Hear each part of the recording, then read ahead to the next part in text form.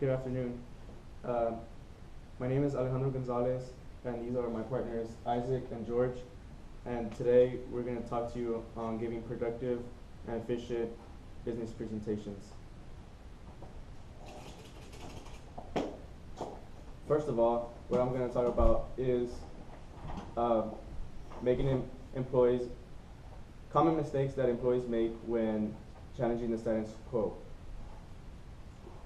First of all, one main thing that they do is they fail to prioritize their main points. So by this I mean they often go into small details, often losing the audience attention. Another common thing that the audience often does is they often go solo when they really don't know what they are talking about. This also affects the productive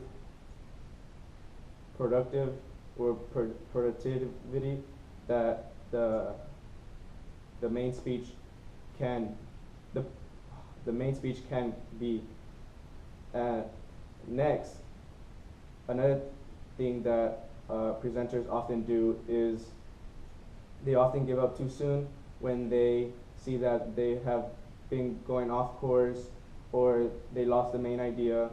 This discourages you as the presenter and also discourages the audience, so it also affects the effective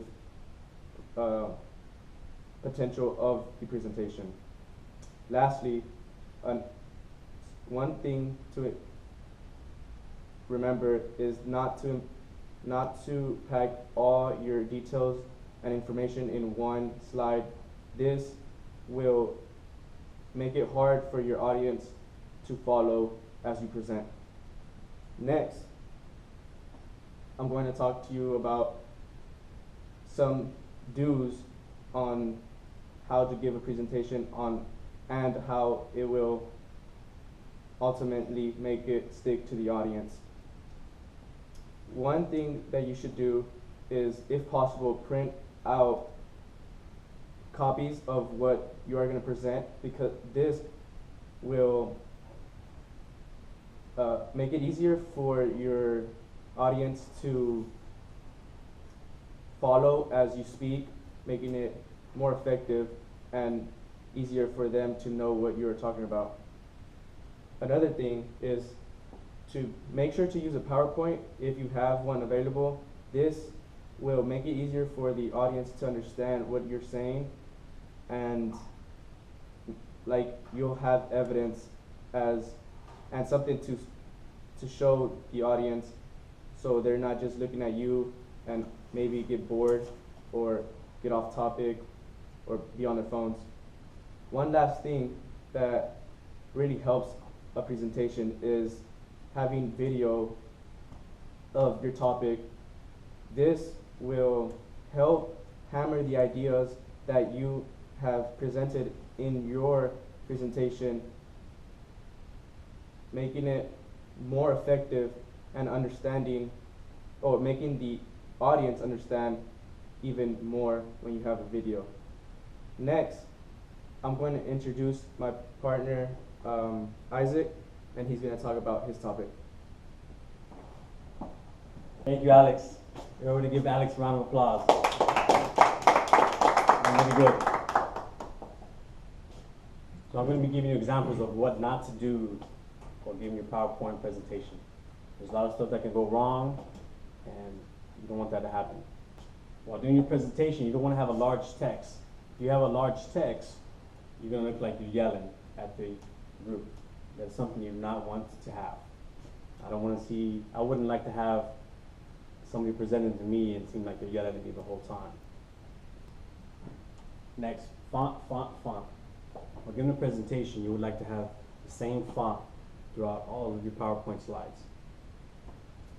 Random colors. You want to keep it simple but bold.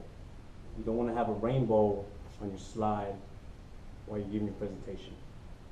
Another big thing to have is consistency. And consistency goes with everything you do. You want to be consistent. So that's what we need to do whenever we're doing a good PowerPoint presentation. Another big thing is a neutral background.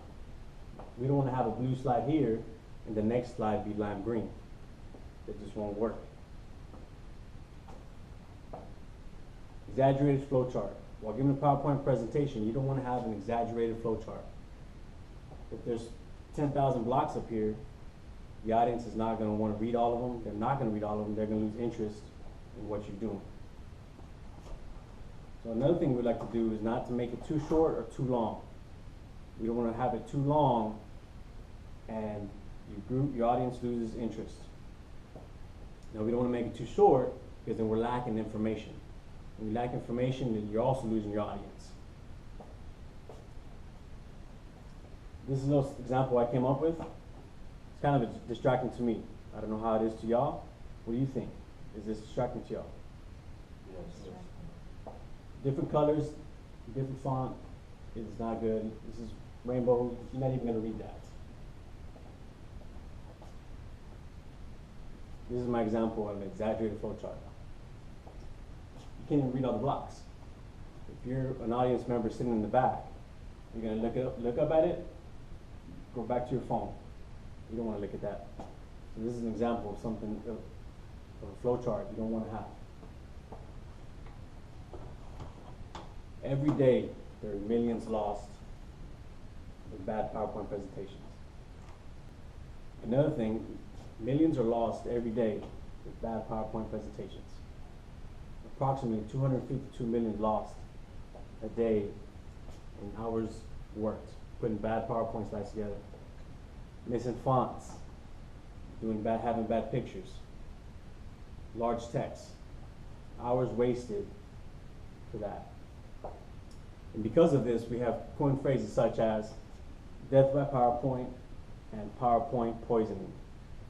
I would not like to have my presentation called PowerPoint poisoning, but it happens. Next up, I would like to introduce George. Thank you. All right. Yeah, round of applause for Isaac. All right. So now that you know the do's and now that you know the don'ts of a presentation, this is how to effectively deliver your presentation. One and most crucial thing is look confident. No one is going to believe anyone who comes up here and is shaking, trembling, and they don't know what they're talking about. You want to look your audience directly in the eye and be relaxed. I mean, it's natural for anyone to come on stage or in front of an audience and get jittery, start shaking, and it's natural. But you want to remain calm and know that you got this. Another point given by our textbook, Communications for Results, edition 10, is control vocal variety, your pitch, your volume, your emphasis, and your rate. You don't want to be screaming at the crowd. Like my colleague Isaac said, fonts. You don't want to be screamed at. You don't want to look at all caps. You aren't going to yell at our audience. So now that you know how to effectively give, it is not up to the presentation itself. It is up to the presenter. You are the information. This is simply an aid to help clarify your information to the audience. So as you can see, it is me. And on to visual aids. Visual aids are very helpful to your audience and to the presenter because it improves memory. Memory is the key because you aren't going to waste your time up here. You want your audience to leave with information that they have gathered from you, the presenter. It also speech comprehension. We aren't going to sit up here and break up word for word and spoon feed you all the information. With visual aids, an audience can gather the information for themselves. Visual aids such as graphs, pictures, and even hand gestures allow a speaker to get his point across and clearly convey his message to the audience. These are some of the references we used. Of course, our textbook, Communicating for Results, is in there, as given to by our professor. And I am George Uvina. This is Isaac and Alex. And thank you for your time. Is there any questions? All right, thank you. Thank you. Thank you. Thank you.